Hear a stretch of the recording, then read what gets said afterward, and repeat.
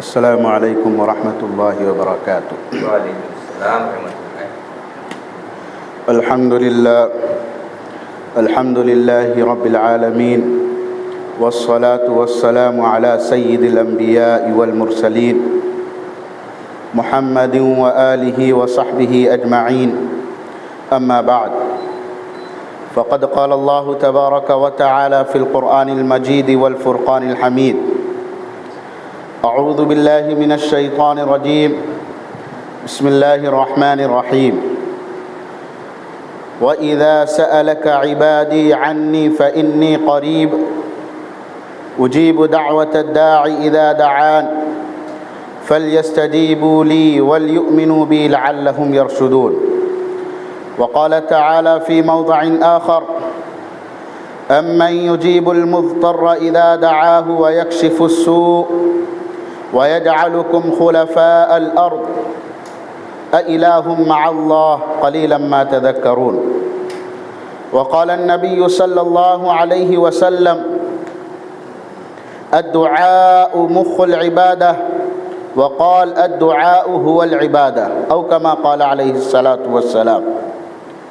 معزز سامعین کرام، برادران اسلام، میرے دینی بھائیوں اور واجب الاحترام بزرگوں اور دوستوں، اللہ تبارک و تعالی نے اس دنیا میں بے شمار مخلوقات کو پیدا کیا۔ اس جہاں میں ان گنت مخلوقات کو وجود بخشا ہے، اور ان تمام مخلوقات میں سب سے افضل مخلوق اللہ تبارک و تعالی نے انسان کو بنایا۔ ان انگنت مخلوقات میں سے سب سے افضل مخلوق اور سب سے اشرف مخلوق اللہ تبارک و تعالی نے انسان کو بنایا۔ انسان اشرف المخلوقات ہے، اور اللہ تبارک و تعالی نے ان تمام مخلوقوں میں سے کسی مخلوق کو غنی نہیں بنایا، بے نیاز نہیں بنایا، بلکہ ہر مخلوق اپنے آپ میں ایک محتاج مخلوق ہے۔ ہر مخلوق اپنے آپ میں ایک ضرورت مند مخلوق ہے، ایک بے بس بے کس مخلوق ہے۔ ہر مخلوق کو کسی نہ کسی چیز کی ضرورت ہے، کسی نہ کسی کے مدد کی ضرورت ہے، وہ ایک محتاج مخلوق ہے۔ اللہ تبارک و تعالی نے قرآن کریم میں ارشاد فرمایا: یا ایھا الناس انتم الفقراء الی اللہ، اے لوگوں تم سب کے سب اللہ کے محتاج ہو۔ واللہ الغنی، اور اللہ بے نیاز ہے۔ اللہ کی ذات غنی ہے، وہ بے محتاج ذات ہے، وہ بے نیاز ذات ہے۔ تو اللہ تبارک و تعالی نے اس دنیا میں ہر مخلوق کو ایک محتاج ضرورت مند مخلوق بنایا ہے، اور وہیں دوسری طرف اللہ تبارک و تعالی نے ان کو اپنی ضرورتیں پوری کرنے کے لیے، اپنی ضروریات کی تکمیل کے لیے اللہ تبارک و تعالی نے ذرائع بھی عطا کیے، اللہ تبارک و تعالی نے اسباب بھی عطا کیے کہ انسان اسباب کے ذریعے سے اپنی ضرورتوں کو پورا کر لیتا ہے، کسی نہ کسی ذریعے سے اپنی محتاجگی کو دور کر لیتا ہے، اپنی خواہشات کی تکمیل کر لیتا ہے۔ تو جہاں اللہ تبارک و تعالی نے انسانوں کو اپنی ضرورتیں پوری کرنے کے لیے، اپنی محتاجگی کو دور کرنے کے لیے بہت سارے ذرائع اور بہت سارے اسباب عطا کیے ہیں، وہیں دوسری طرف اللہ تبارک و تعالی نے اس انسان کو ایک بہت بڑا ذریعہ، بہت بڑا سبب، بلکہ یہ کہیے بہت بڑا ہتھیار انسان کو عطا کیا ہے، جس کے ذریعے سے وہ اپنی ضروریات کو پورا کر سکتا ہے، جس کے ذریعے سے وہ اپنی محتاجگی کو ختم کر سکتا ہے، بلکہ یہ کہیے جس کے ذریعے سے وہ انسان اپنی تقدیر کو بھی لکھ سکتا ہے۔ اور وہ ذریعہ کیا ہے؟ وہ دعا ہے۔ وہ ہتھیار کیا ہے؟ وہ دعا ہے۔ اللہ تبارک و تعالی نے انسان کو دعا جیسی ایک طاقتور ہتھیار عطا کیا جس کے ذریعے سے انسان ناممکنات کو ممکن میں تبدیل کر سکتا ہے، جس کے ذریعے سے انسان اپنی پریشانیوں کا خاتمہ کر سکتا ہے، اپنی مصیبتوں کو دور کر لیتا ہے۔ ہم اور آپ دیکھتے ہیں کہ بہت سارے لوگ اپنی آپ بیتی سناتے ہیں کہ میں پریشان تھا، مجھے اپنی پریشانی کا کوئی حل نظر نہیں آ رہا تھا، لیکن جب میں نمازیں پڑھنے لگا اور اللہ سے دعائیں مانگنے لگا تو مجھے یقین نہیں ہوا، ایسی جگہ سے میری پریشانی کا حل نظر آیا کہ میں وہاں کا سوچ بھی نہیں سکتا تھا۔ بہت سارے لوگ بولتے ہیں کہ میں بیمار تھا اور علاج کروا رہا تھا، پیسے اپنے خرچ کر دیے، اپنی مال و دولت لٹا دیا، لیکن ڈاکٹر لوگ ہاتھ اٹھا دیے، طبیب علاج و معالجہ کرنے والے ہاتھ اٹھا دیے، انکار کر دیے کہ اب آپ کی بیماری کا کوئی علاج نہیں ہو سکتا، آپ جائیے اپنی بچی کچی زندگی گزار لیجئے۔ لیکن وہی شخص کہتا ہے کہ جب میں ہر طرف سے نا امید ہو کر، ہر جگہ سے نا امید اور مایوس ہو کر اللہ کے دربار میں آ کر اللہ سے جب دعائیں کرنے لگتا ہوں، اپنی ضروریات کو بیان کرتا ہوں، اپنی بیماری کو اللہ کے سامنے رکھتا ہوں، تو اللہ رب العزت مجھے شفا یابی عطا کرتے ہیں۔ تو ایسے بہت سے واقعات ہم اور آپ کو دیکھنے اور سننے میں ملتے ہیں کہ انسان کو جہاں ہر جگہ سے وہ لٹ پٹ کر آتا ہے، جس کی ضرورت کہیں پوری نہیں ہوتی، وہ صرف اور صرف دعا کے ذریعے سے پوری ہو جاتی ہے۔ تو اللہ تبارک و تعالیٰ نے دعا میں بہت بڑی طاقت، بلکہ ایک ہتھیار کے طور پر ایک مومن بندے کو عطا کیا ہے۔ میرے عزیز دوستوں، قرآن کریم میں اللہ تبارک و تعالیٰ نے دوسرے بارے میں ارشاد فرمایا، وَإِذَا سَأَلَكَ عِبَادِي عَنِّي فَإِنِّي قَرِيب۔ اے نبی صلی اللہ علیہ وسلم، میرے بندوں سے کہہ دو کہ جب وہ مجھے پکارتے ہیں تو میں ان کے بہت قریب ہوتا ہوں۔ لوگوں کو یہ نظر آتا ہے کہ دعا ہاتھ اٹھا کر ہم مانگ رہے ہیں، کیا ہماری دعا اللہ تعالیٰ سن رہا ہے یا نہیں سن رہا ہے؟ لوگوں کے ذہنوں میں یہ اشکال آتی ہے، لیکن اللہ تبارک و تعالیٰ ارشاد فرماتے ہیں کہ جب بندہ ہاتھ اٹھا کر مجھ سے دعائیں مانگتا ہے اپنے زبان کے ذریعے سے، اپنے دل کے ذریعے سے، تو میں اس کے بہت زیادہ قریب ہوتا ہوں۔ اجیب دعوت الداعی، دعا کرنے والے کی دعا کو قبول کرتا ہوں میں، اور کتنا قریب ہوتا ہوں، وَنَحْنُ أَقْرَبُ إِلَيْهِ مِنْ حَبْلِ الْوَرِيدِ، اس کے شہرگ سے بھی زیادہ قریب ہوتا ہوں۔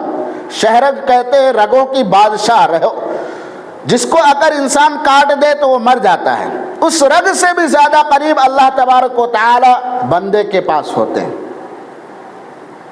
اور میرے عزیز دوستوں، دعا ایک عمل ہی نہیں ہے۔ دعا دکھنے میں ہم اور آپ کو ہاتھ اٹھا کر ہم اللہ سے مانگتے ہیں، یہ کوئی ایک کام یا کوئی ایک فعل ایسا نہیں ہے، بلکہ وہ اپنے آپ میں ایک عبادت بھی ہے۔ انسان جب دعا کر رہا ہوتا ہے تو اس کو عبادت کا ثواب بھی اس کو ملتا رہتا ہے۔ الدعاء هو العبادہ۔ اللہ کے رسول صلی اللہ علیہ وسلم نے ارشاد فرمایا، جب انسان دعائیں مانگتا ہے تو وہ یہ مت سوچے کہ میں اللہ سے مانگ رہا ہوں یہ کوئی عام کام ہے یا کوئی عام حرکت ہے، عام فعل ہے، نہیں، بلکہ یہ اپنے آپ میں ایک عبادت بھی ہے۔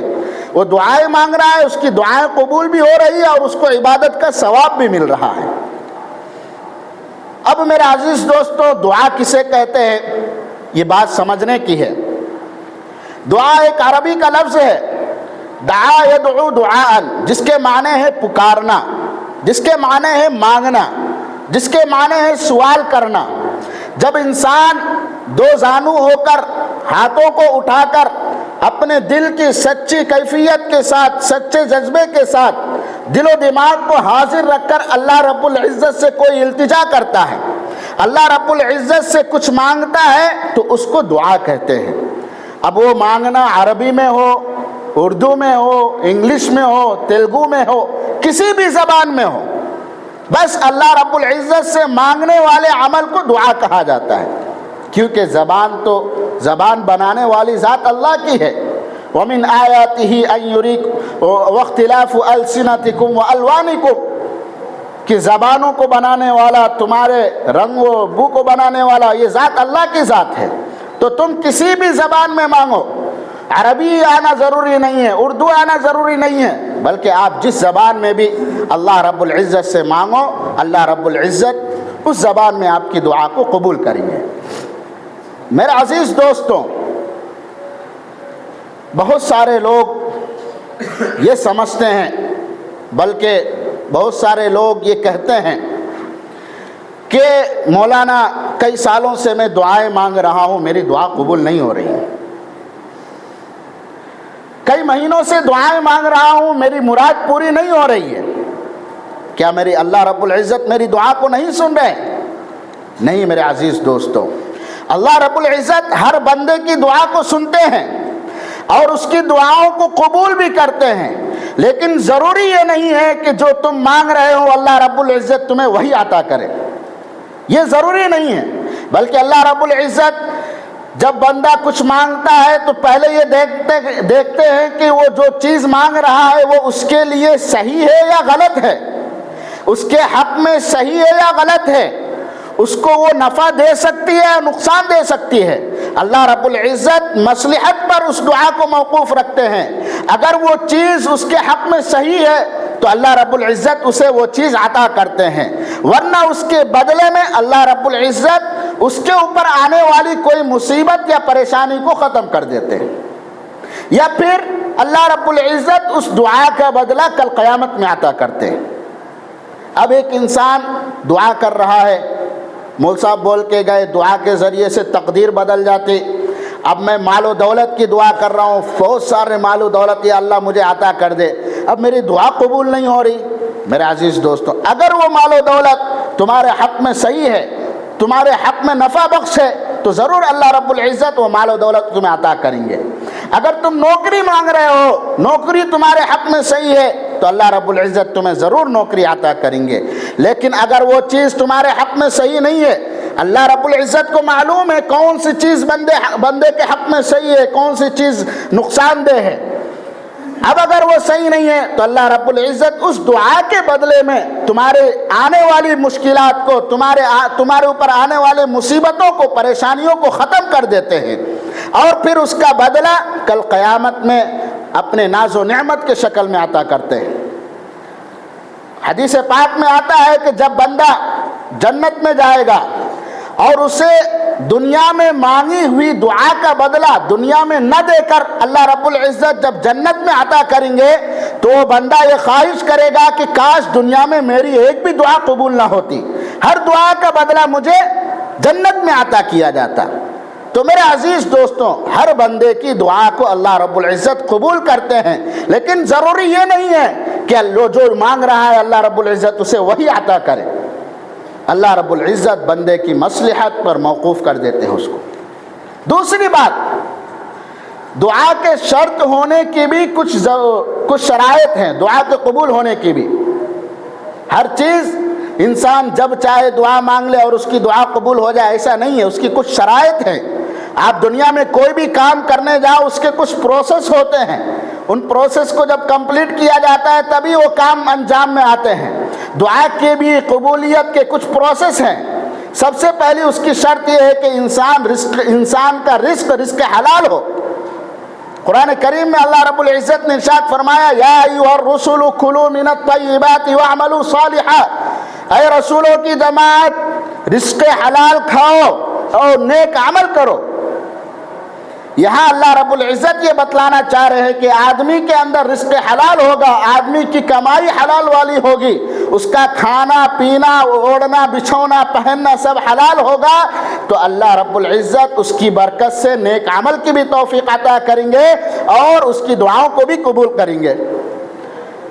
مسلم کی روایت ہے، اللہ کے رسول صلی اللہ علیہ وسلم نے ارشاد فرمایا، صحیح مسلم میں ہے کہ عن قریب ایک زمانہ ایسا آئے گا کہ لوگ دعائیں کریں گے اور ان کی دعائیں قبول نہیں ہوگی۔ صحابہ کرام نے عرض کیا، یا رسول اللہ کیا وجہ ہے کہ ان کی دعائیں قبول نہیں ہوگی؟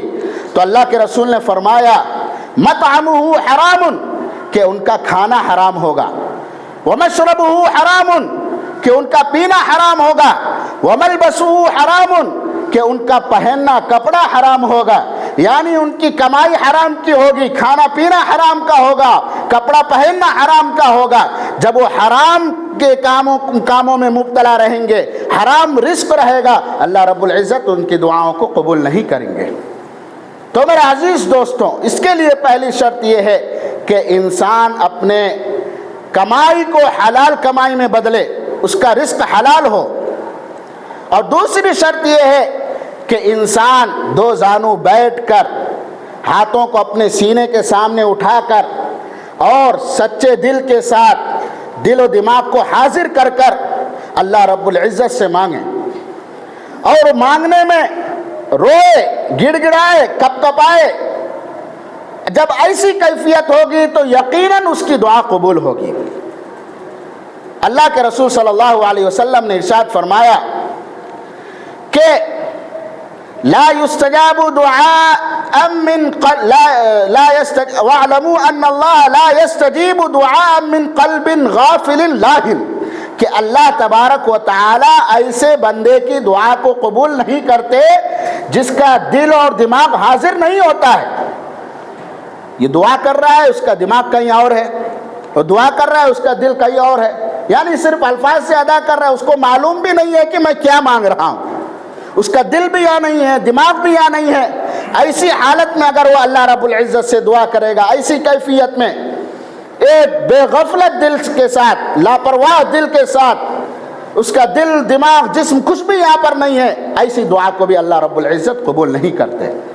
تو دعا کے قبول ہونے کی شرط یہ بھی ہے کہ انسان کا دل اور دماغ، اس کا جسم ہر اعتبار سے یہاں پر ظاہر ہو، یہاں پر موجود ہو، اور وہ جو مانگ رہا ہے اس کو معلوم بھی ہو، اور اس کا دل بھی سچی نیت کے ساتھ مانگے، اس کو رونا بھی آئے، آنکھ سے آنسو بھی نکلے، اور گڑ گڑاہٹ بھی ہو، بے شرم کے ساتھ۔ میرا عزیز دوستوں، ایسی جب کیفیت ہوگی، ایسا جب اس کے اندر احساس ہوگا، جذبہ ہوگا، تو اس کی دعائیں قبول ہوگی۔ اور میرے عزیز دوستوں، دعا کی فضیلت یہ بھی ہے کہ الدعاء ينفع مما نزل ومما لم ينزل۔ اللہ کے رسول صلی اللہ علیہ وسلم نے ارشاد فرمایا کہ ایک بندے پر، انسان کے اوپر جو مصیبتیں آ گئی ہیں اور جو مصیبتیں آنے والی ہے، جو ابھی آئی نہیں ہے، ان دونوں کو ختم کرنے میں، ان مصیبتوں پریشانیوں کا خاتمہ کرنے میں دعا کا بہت بڑا کردار ہے۔ دعا بہت بڑا نفع بخش ہے۔ انسان کو دعا کرنی چاہیے، اللہ جو مجھ پر مصیبتیں آئی ہیں اس کو بھی ختم کر دے، جو آنے والی ہے اس کو بھی ختم کر دے۔ اس میں سب سے بڑا ہتھیار دعا، سب سے بڑا کردار یہ ایک۔ دوسرا، اللہ رب العزت کو جب بندہ کوئی مانگتا ہے سچے دل سے تو اس کو شرم آتی ہے۔ شرم کس بات پہ آتی ہے؟ کہ بندے کو معلوم ہے میرے سوا کوئی خدا نہیں ہے، میرے سوا کوئی عطا کرنے والا نہیں ہے، میرے سوا کوئی داتا نہیں ہے۔ یہ بندہ یہ سوچ کر میرے پاس آیا ہے اپنے مرادیں پوری کرنے کے لیے، مجھ سے گڑ گڑا رہا ہے، اگر اب میں اس کو واپس یوں ہی لوٹا دوں تو یہ میری شان کے خلاف ہے۔ اللہ رب العزت کو شرم آتی ہے۔ حدیث پاک میں آتا ہے ان ربکم حی کریم یستحیی من عبدہ اذا رفع الیہ ان یردہما صفرا۔ اللہ رب العزت کو شرم آتی ہے اس بات پر کہ جب بندہ ہاتھ اٹھاتا ہے تو اس کے ہاتھ کو خالی لوٹا دیا جائے، اس بات پر شرم آتی ہے۔ میرا عزیز دوستو، دنیا میں سخی اور داتا ہم اور آپ دیکھے ہوں گے جو بہت سارا پیسہ لٹا رہے ہیں، بہت فیاض قسم کے لوگ ہیں، بہت سارے لوگوں کی مدد کرتے ہیں۔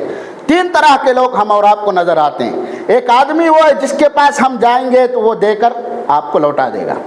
دوسرا آدمی وہ ہے جس کے پاس ہم جائیں گے تو کہے گا ابھی نہیں ہے، کل آنا، پرسوں آنا، ترسوں آنا، اس طرح وہ ٹالتے جائے گا۔ تیسرا آدمی وہ ہے جو کہے گا ابھی میرے پاس کچھ ہے نہیں، جب اچھی حالت ہو جائے گی تب میں آپ کو دوں گا۔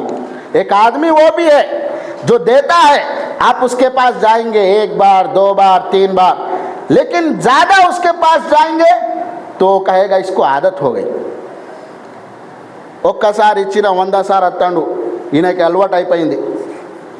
మౌల్ సాబ్కి ఒక్కసారి చందా రాపిస్తే 100 సార్లు అత్తాడు మౌల్ సాబ్। ये इस तरह के लोग भी मौजूद हैं कि आदमी देने वाला है اس کا دل بھی اچھا ہے، لیکن جب اس کے پاس بار بار جائیں گے تو اس کے دل میں خیال آئے گا اس کو عادت ہو گئی، یہ مانگنے کی عادت ہو گئی۔ اس طرح کے لوگ دنیا میں ہمیں ملیں گے، لیکن اللہ کی ذات وہ ذات ہے، آپ 1000 بار جاؤ، لاکھوں بار جاؤ، کروڑوں بار جاؤ، اللہ رب العزت آپ کی دعاؤں کو نامراد نہیں لوٹاتے۔ اللہ رب العزت آپ کی ہاتھوں کو خالی نہیں لوٹاتے۔ یہ اللہ کی ذات، اللہ کی شان کے خلاف ہے، اللہ رب العزت کو شرم آتی ہے۔ میرے عزیز دوستو، دوسری بات، اگر آپ یہ چاہتے ہیں کہ آپ کی دعائیں مصیبت کے حالت میں ضرور قبول ہو، پریشانیوں کے حالت میں ضرور قبول ہو، اور محتاجگی کے حالت میں ضرور قبول ہو، تو آپ کے لیے ضروری ہے کہ آپ خوشی کے عالم میں بھی دعائیں مانگو۔ بہت سارے لوگ جب پریشان ہوتے ہیں تو دعا کرتے ہیں، لیکن جب ان کے اوپر سے پریشانی ختم ہو جاتی ہے تو اللہ رب العزت کو بھول جاتے ہیں، دعا کرنا بھی چھوڑ دیتے ہیں۔ ایک صاحب کو میں دیکھے تھا، نوکری کے لیے وہ اپلیکیشن لگائے، اور جب تک نوکری نہیں ملی 5 ٹائم کی نماز پڑھ رہے، سنت پڑھ رہے، ہر نماز میں دعا کر رہے۔ بہت اچھی بات ہے، بہت اچھی بات ہے، لیکن جب جیسے نوکری ملی وہ مسجد کو آنا چھوڑ دیے۔ تو ایسے لوگ بہت ہیں۔ وَإِذَا مَسَّ الْإِنسَانَ ضُرٌّ دَعَانَا ثُمَّ إِذَا خَوَّلْنَاهُ نِعْمَةً مِنَّا۔ اللہ رب العزت ایسے لوگوں کے، بہت سارے لوگوں کے قرآن کریم میں ذکر کیا ہے۔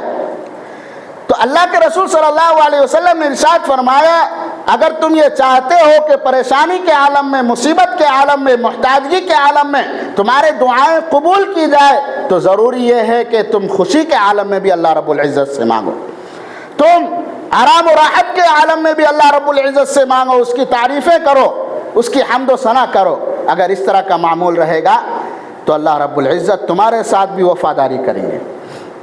میرے عزیز دوستو، اور آخری بات کہ انسان جب بھی دعا مانگے پہلے اللہ رب العزت کی تعریف کرے۔ تعریف کا مطلب الحمدللہ رب العالمین، یہ جو سورہ فاتحہ پوری پڑھ لے، نہیں تو کم سے کم الحمدللہ رب العالمین۔ دوسرا، اللہ کے رسول صلی اللہ علیہ وسلم پر درود پڑھے، اس کے بعد اپنی ضرورت کو مانگے۔ یہ دعا کا طریقہ ہے۔ اگر اس طرح انسان دعا کرے گا تو یقیناً اس کی دعائیں قبول ہوگی۔ اللہ کے رسول صلی اللہ علیہ وسلم نے ارشاد فرمایا، جو شخص دعا میں اللہ کی تحمید نہیں کرتا، اس کی حمد و ثنا نہیں کرتا، اور رسول اللہ صلی اللہ علیہ وسلم پر یعنی مجھ پر درود نہیں بھیجتا، اللہ رب العزت اس کی دعاؤں کو رد کر دیتے ہیں۔ تو سب سے پہلا حق اللہ رب العزت کی تعریف کرو، اس کی حمد و ثنا کرو، پھر رسول اللہ صلی اللہ علیہ وسلم پر درود و سلام پڑھو، پھر اپنی ضرورتوں کو پورا کرو، اپنی ضرورتوں کو مانگو۔ اگر اس طرح ہم دعائیں مانگیں گے تو یقیناً اللہ رب العزت ہماری دعاؤں کو قبول کرے گا۔ اور بہت ساری باتیں ہیں لیکن وقت ہو رہا ہے۔ اللہ رب العزت دعا کے تعلق سے چند باتیں ہیں کہ ہم دعا کس طرح کریں، دعا کیا چیز ہے، کس چیز کا نام ہے، دعا کے قبول ہونے کی کیا شرط ہے۔ تو یہ قرآن و حدیث کی روشنی میں آپ کے سامنے آئی ہے۔ اللہ رب العزت سے دعا ہے کہ ہم سب کو صحیح سمجھنے اور اس پر عمل کرنے کی توفیق عطا فرمائے۔ آمین۔ وآخر دعوانا الحمدللہ رب العالمین۔ جو حضرات سنت نہیں پڑھے سنت پڑھ لیں۔